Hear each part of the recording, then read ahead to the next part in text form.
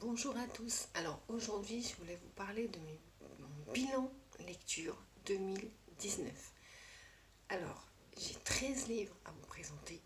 Cette vidéo ne durera pas longtemps. Je ne vais pas m'attarder dessus. C'est juste une rétrospective de tout ça. Voilà, donc j'ai eu des bonnes lectures et des petits coups de cœur quand même.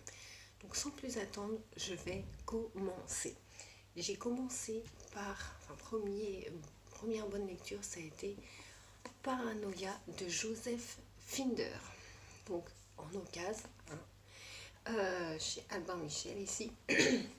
Donc voilà, donc on va suivre Adam Cassidy ou Adam Cassidy,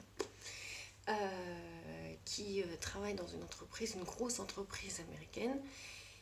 Et il va devoir faire un deal suite à la demande d'un ami, je crois. Question de vie ou de mort, c'est-à-dire il faudra infiltrer l'entreprise concurrente, on va dire, l'espionner, etc. pour, je ne vous disais pas pourquoi. Et donc voilà, donc j'ai adoré ce roman. Le twist est très très bon. Il se lit très très bien. Je ne connaissais pas cet auteur. Donc si vous aimez le monde de la manipulation, de la trahison, de l'espionnage, du pouvoir, un peu de la cruauté quand même, tout ça, les grosses entreprises américaines, etc., vous allez aimer Paranoia. Mais déjà le titre en dit très très long.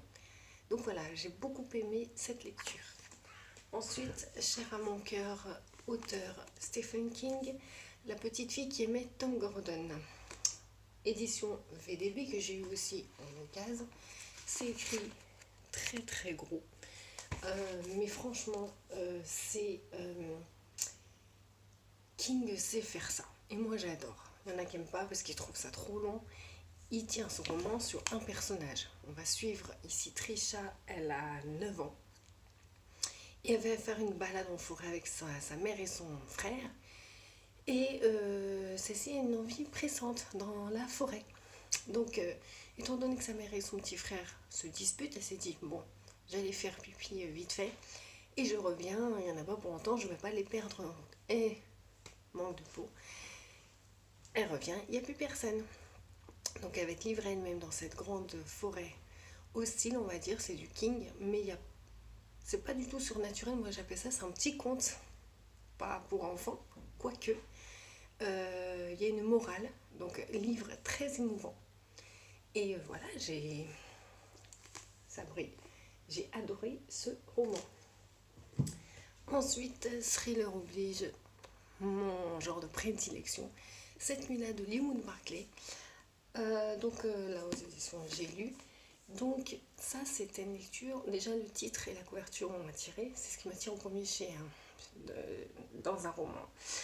Il m'en a pas fallu plus et j'ai pas été déçue. Franchement j'ai pas été déçue parce que c'est tout ce que j'aime en fait. Voilà, ni plus ni moins, c'est un très bon thriller. Il y a une suite que j'ai lue en lieu sûr. Je vous la montre pas parce qu'elle n'était pas nécessaire. Celle-là suffisait à elle-même.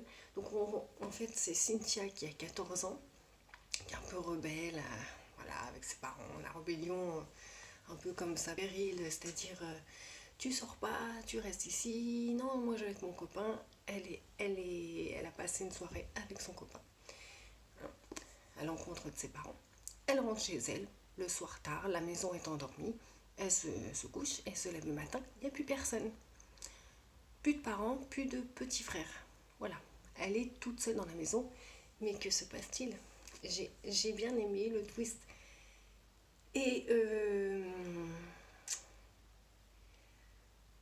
dans le recul, il est très drôle, mais très crédible. Il se tient. Ensuite, il y a des surprises en lecture. Il y a des surprises. Petite anecdote, je m'ennuyais franchement pendant ma pause de midi au boulot, dans ma voiture. Et il y avait un livre qui traînait, je ne sais pas, ça faisait longtemps qu'il était là. Et j'ai dit, allez, je vais le lire. C'est Le pays où l'on n'arrive jamais de André Dautel. Donc là, il n'y a pas de thriller. C'est pour ça que je le lisais jamais et franchement, une très belle surprise. C'est un livre sur l'amitié entre les enfants et franchement très émouvant. On va suivre ici Gaspard qui est fils de forain qui était adopté par sa tante. Il se plaît pas trop et puis voilà comme ça en sortant, vadrouillant un peu autour de chez lui, il rencontre un autre enfant. Je sais plus comment il s'appelle. Attendez voir. Lui c'est Gaspard et je sais plus. On le saura par la suite. Oui, je sais pourquoi on ne sait pas au début. Et cet enfant-là qu'il rencontre, il dit, il arrête pas de fuir comme ça. Et Gaspard lui dit, non mais pourquoi tu bouges tout le temps comme ça, tu recherches quoi? Et le petit enfant lui dit, je recherche le pays d'où je viens. Et les deux petits enfants, comme ça, on les suit dans leur aventure. Et voilà. Et c'est un roman qui est sur l'enfance contre le monde adulte, qui ne comprend pas le monde de l'enfance, etc. Je pense que la moralité de cette histoire, c'est croire en ses rêves, même quand on est enfant. Donc voilà, très belle histoire. Ensuite, inutile de vous le présenter, je voulais le dire depuis longtemps. C'est Le Chuchoteur de Donato Carresi. C'est le premier tome d'une longue série. Je n'ai lu que celui-là et franchement, je regrette pas du tout. J'ai eu des frissons. J'en ai eu, clairement. Donc voilà, 5 petites filles ont disparu, 5 petites fosses ont été creusées dans la clairière, au fond de chacune un petit bras, le gauche. Voilà, on va suivre l'enquêtrice Mila, les enquêteurs Mila et Goran. À chaque fois que je tournais la page, j'avais froid dans le dos. Ambiance très spéciale et twist, franchement, à la fin, le dénouement est assez surprenant. Voilà, si vous ne l'avez pas encore lu, si vous aimez les thrillers, voilà, lisez-le. Hein. Voilà. J'arrêtais pas d'entendre ce livre partout, et je l'ai acheté. Le Gang des rêves de Luca Di Fulvio. Voilà. C'est le rêve américain dans New York des années 20. Franchement, une très belle surprise. 900 pages. On s'attache forcément au personnage. C'est une fresque de la terrible réalité. On va suivre Christmas qui est fils d'immigrés italiens qui arrive aux États-Unis. Le rêve américain. Ce petit enfant va croiser sur sa route Ruth, elle qui est très riche, parce que Christmas, forcément, les immigrés, hein, c'est pas la joie. Et voilà, il va y avoir des histoires, ils vont rencontrer des personnages pas très drôles. Et franchement, c'est très, j'ai pas vécu l'histoire, hein, mais c'est très réaliste. On pleure, on rit, c'est une fresque de la vie, tout simplement. Et c'est très émouvant. Et les critiques sur ce livre sont validées aussi par moi. Très bon livre. Mon coup de cœur de l'année. Je vais chez Easy Cash. Je prends le livre parce que la couverture m'attire. Et je le repose. Je le reprends. C'est de l'occasion. J'ai bien fait.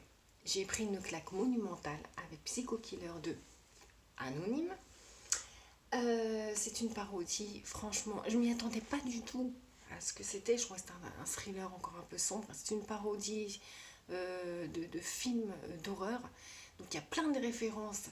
On est dans la ville B-Movie Hell. Voilà. Il y a même les noms sont parodiques.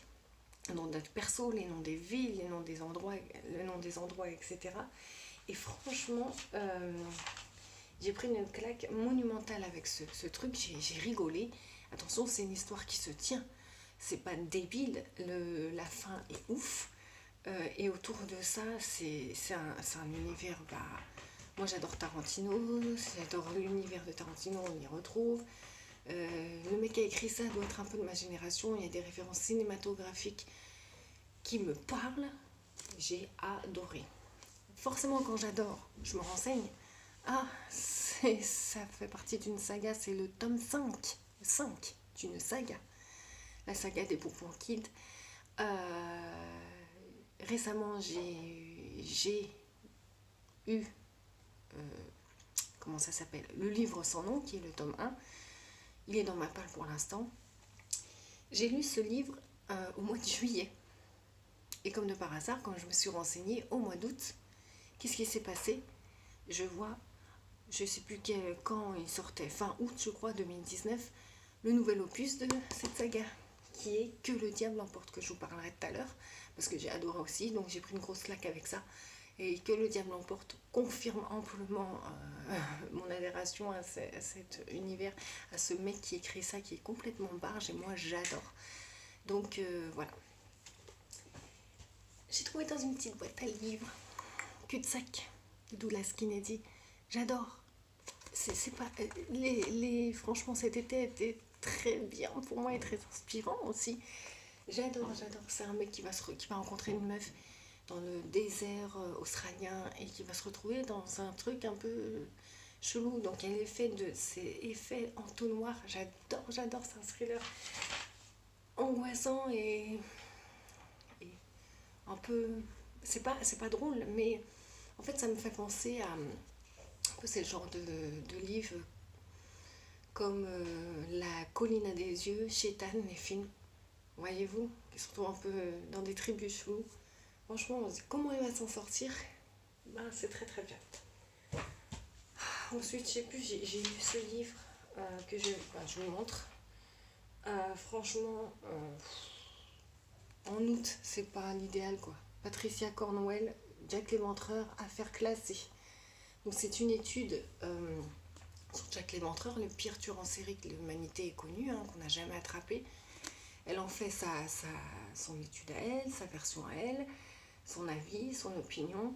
Donc là, elle parle de Walter Sickert, un peintre impressionniste britannique célèbre à la fin du 19e siècle. Elle fait un parallèle entre Jack l'Éventreur et lui. Jack l'Éventreur, vous savez, il a tué 7 femmes en 1888, voilà, à Londres. Et voilà quoi, le mec il s'est jamais fait attraper, etc. Regardez, franchement, j'ai lu ça comme un roman, mais il ne faut pas lire ça comme un roman, il faut lire ça vraiment, c'est un livre à étudier. Je l'étudierai parce que je n'ai pas étudié, je l'ai lu et c'est trop complexe, trop, voilà. Pour lire ça comme ça, en été, franchement non. Mais très bonne lecture aussi, parce que moi j'adore. Je ne vous présente pas Olivier Nourec, Entre deux mondes. Histoire poignante, saisissante, cruelle, violente par sa réalité. On parle de l'histoire des migrants. On va suivre Adam ou Adam, un Syrien, un migrant qui va emmener sa famille, etc., qui en a marre de son. Voilà. Et ils vont. Voilà, entre le cap de entre leur pays et la destination, on les parque dans, on dit, la jungle. Et c'est l'endroit intermédiaire. Et là, il va vivre les pires horreurs. J'ai vraiment adoré ce roman. J'ai pris une petite claque, franchement, ça te prend. C'est le livre qui m'a le plus saisi. Voilà, j'ai pleuré, vraiment. Rélecture, mais c'est au lycée, mais j'adore Maupassant, le Horla. Maupassant, vous saviez, il était schizophrène. Il a écrit ça avec cette maladie-là. Et ça donne des trucs de ouf. Voilà, dans sa maison avec ses domestiques à Rouen. Et puis tout d'un coup, il est pris de malaise et qui vont s'amplifier. Il va personnifier ça, il va l'appeler Lorla. Il va croire que c'est quelqu'un une bête comme ça, un peu fantastique, qui vient le hanter. Réel, fantastique, surnaturel, on ne sait pas, c'est mêlé. Lorla, c'est génial. C'est tout simplement génial. C'est la littérature fantastique qui émerge beaucoup au 19e siècle. Et voilà, ça c'est une œuvre phare de Maupassant. Donc c'est une nouvelle, c'est pas vraiment un roman. Voilà, je vous en parlais tout à l'heure, Que le diable emporte, que j'ai acheté neuf. Je me suis fait un plaisir, je me suis empressée d'aller chercher de Anonyme, la suite donc de Psycho Killer, enfin la suite. Psycho Killer c'est le tome 5, ça c'est le tome 8, je crois, donc il en manque un. Alors on va rencontrer Satan, Dracula, tous les plus déjantés les uns que les autres. Le mec qui m'a emmené, il a baladé mon cerveau comme ça. J'ai rien compris, de gauche à droite, de bas en haut. C'est délirant, délirant à souhait. Et j'espère qu'il y en aura d'autres, s'il vous plaît. Et puis, on va finir par ma dernière lecture, Comme un chien, de Jack Ketchum et Yuki Maki. Voilà, Maki, d'accord. Voilà, que j'ai eu aussi en occasion, voilà, etc. Donc, on est chez les Crosses, et chez les Crosses, il y a un père, il y a une mère, il y a un fils et il y a une fille. Et cette fille, c'est Delia, elle a 11 ans. Et elle a une petite chienne Kitty, qui est son amie fidèle, puisque Delia va être victime d'un incendie dans sa chambre, et sa chienne va la sauver.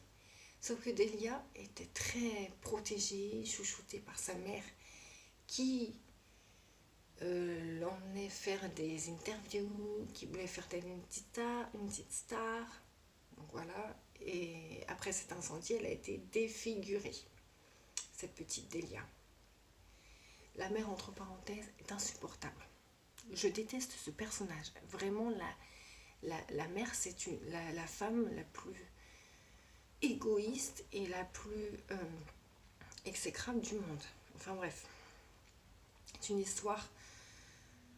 On oppose l'humain aux animaux. On oppose le monde de l'enfance face au monde des adultes. C'est du Jack Ketchum. C'est pas, on vous met pas dans du coton, on vous met pas dans la dentelle. Et j'ai adoré. C'est un roman qui, tu fermes le livre. Quand tu le lis, t'es scotché. Quand tu le fermes, t'es là et tu réfléchis. Ton cerveau il travaille et j'adore ça. Voilà. Donc voilà mes 13 lectures pour le bilan 2019. J'espère que vous aussi, cette année 2019 en lecture a été très très bonne. Et je vous dis à bientôt. Bisous.